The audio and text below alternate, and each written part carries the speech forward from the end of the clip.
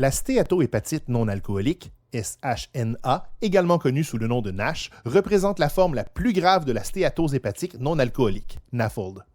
La NASH se produit lorsque la graisse s'accumule dans les cellules du foie, entraînant une inflammation ainsi que certains dommages des cellules. Il y a plusieurs raisons pour lesquelles les gens peuvent développer la NASH. Certaines personnes sont plus susceptibles de développer la NASH en raison de leur constitution génétique, tandis que d'autres présentent des affections concomitantes, telles que l'obésité, le diabète de type 2 ou d'autres facteurs de risque de maladies cardiovasculaires. La NASH touche près de 1,5 million de Canadiens, même s'ils ne consomment que peu ou pas d'alcool. Non seulement la NASH peut causer des cicatrices au foie, appelées fibrose, mais environ un adulte sur 5 atteint de NASH peut développer des dommages potentiels à la fonction du foie, appelée cirrhose.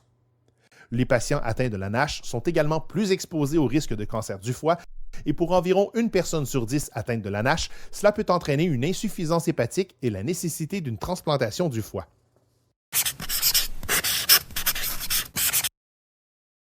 Même à un stade avancé de la NASH, une personne peut ne présenter aucun symptôme. Tout comme les premiers stades de la NAFLD, certaines personnes peuvent faire état de symptômes très vagues et non spécifiques tels que la fatigue, des douleurs abdominales et un malaise général. Les patients inquiets au sujet de la NAFLD ou de la NASH doivent consulter leurs professionnels de la santé lorsque des tests appropriés peuvent être effectués, tels que des analyses sanguines et des examens d'imagerie. En ce qui concerne les résultats, ils pourraient indiquer la nécessité d'une orientation vers un spécialiste pour des tests supplémentaires, des échographies et de l'imagerie. Dans certains cas, votre professionnel de la santé peut avoir besoin de tester un échantillon minuscule de votre foie, appelé biopsie du foie.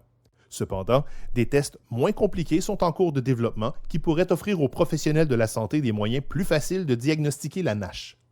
La nature silencieuse de la NASH signifie qu'elle reste très sous-diagnostiquée car de telles recherches sont nécessaires pour comprendre l'impact de la maladie.